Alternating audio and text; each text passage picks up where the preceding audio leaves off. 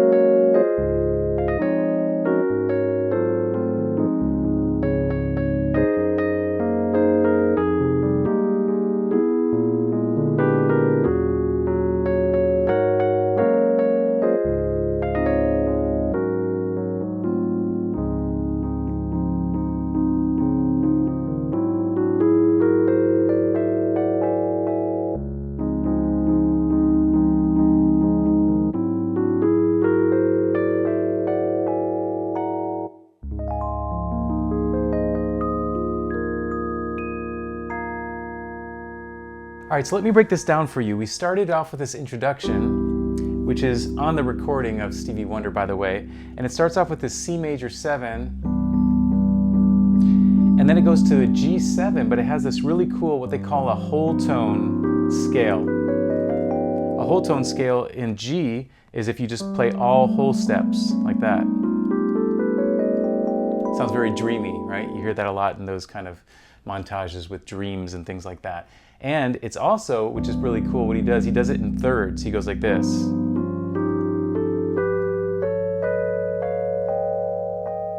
So that's a great way to practice anything if you want to do an introduction and you want to put that whole tone scale in there, is just do the whole tone scale, but do it in thirds. And that's done twice, and then it goes into the melody. So what I'm doing in my left hand, this has kind of a bossa nova rhythm, even though it's a pop tune. It has this kind of straight eighth kind of thing. But in my left hand, I'm doing a lot of tenths. And if you can't reach a tenth, you can always roll the tenth like that. But I go like this. F major, I did the same thing. And in my right hand, it's an F over G, which is a really cool sound. Now, instead of just playing an E minor here, I like to put this ninth right next to it. Do you hear that? And then this next part, Stevie just goes like this. He plays this A7, A13 with a flat 9. But I added another polychord, which is this F over A7, sharp 9, flat 13, and then a flat 9, sharp 11, which looks like an E flat. So we have this F sharp, F, E flat that goes to the D. So it goes like this. E minor 9. Now here's the polychords. F sharp, F, E flat, D minor. Isn't that cool? And then here, I just keep this as a sus chord, G9 sus, which by the way, it looks like an F major over G, a slash chord. There's our C, G9 sus again, F over G, and it repeats. F over G, E minor 9, there's our 9. F sharp, F, E flat, D minor, G9 sus. Now I'm also, I'm adding a little bit of embellishment on the melody too, which I'm trying to think of how Stevie might sing it. And he does a lot of those runs, down. So I'm trying to play that in my right hand as well, like that. Now we get to the verse. On the recording, I believe he goes 1, 4, 5, but I just chose to put to the 5 sus because I just kind of like the way that sounds. Back to 1, 5 sus. Now here I went to the 4 chord, F, and then this is B half diminished, but I added in this really cool thing that I believe I heard on the recording as well, is this note right here. When I get to the E7, I went, da, da. Do you hear that? Sharp 11, 5. Really a cool technique that you can do when the melody is the 7th of an E7 is to put a sharp 11, and I'm actually doing a flat 9 as well, which looks like a B flat major triad over E7, and then resolve it to the 5th like that. And then it goes to A major, which is really cool about this song. I went to an E sus here, E9 sus. Then it goes back to A minor, but instead of just hanging out in the A minor, I went like this. A minor major 7, A minor 7. Do you hear that? Da, da, da. And then in here, instead of just going right to the D7, I went sus. I went D13 sus to D13 to G9 sus, and then this little ooh, oh, oh, oh, and that's a little bluesy thing I put in there. That's almost like an Oscar Peterson kind of a lick, right? Which really comes from the C minor blues scale. And then you go back to the beginning again. Same techniques as before.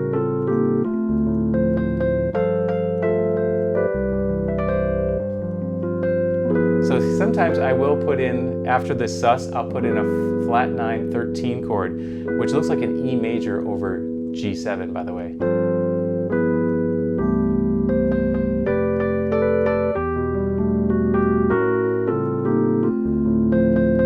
Now here, instead of going to the verse again, I wanted to put a little solo section in. So I just went back to the chorus and I soloed over the changes.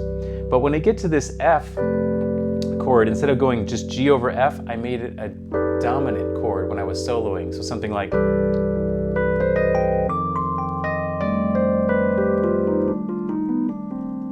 so it's like an F7 with a sharp 11, and I played what's called a Lydian dominant scale. And then in the E9, I played this E9 again. And then when I got to the A7, I like to put in these different altered notes like flat 9. And then on the 5 chord, again, I put in the dominant diminished scale. So I did like a sharp 11, 3, sharp 9, flat 9, 5, like that.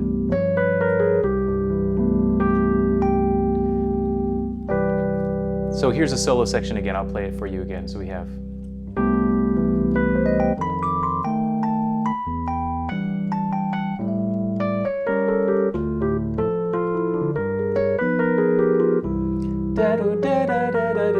That's that dominant diminished scale. F7, E9. Now there, I put in the altered scale, so it's very similar to the dominant diminished scale, except that we have a raised 5 or a flat 13, so it's like this. That's the altered scale.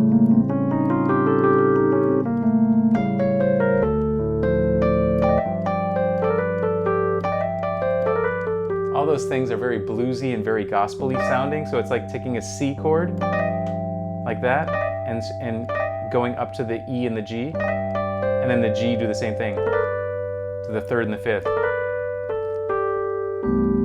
And then I went back and I played the melody on the verse again.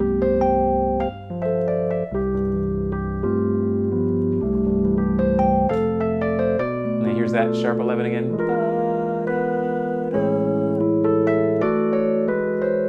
Here's a minor major 7. Now here in the recording, they do this as well. When we get here to the last time, we're going to go up a half step. So we go from G 9 sus up a half step to A flat 9 sus. And we're in the key of D flat major. Now we go D flat, A flat over G flat, F minor 9, and we do that same polychord, G, F sharp, E, which brings us to the E flat minor, A flat sus, D flat, and we just repeat that again.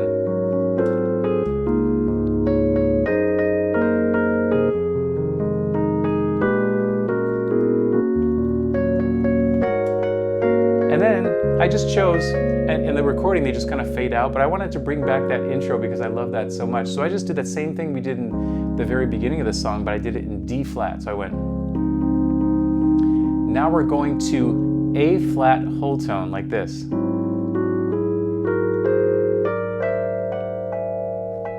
Then you do it again. Thirds, right?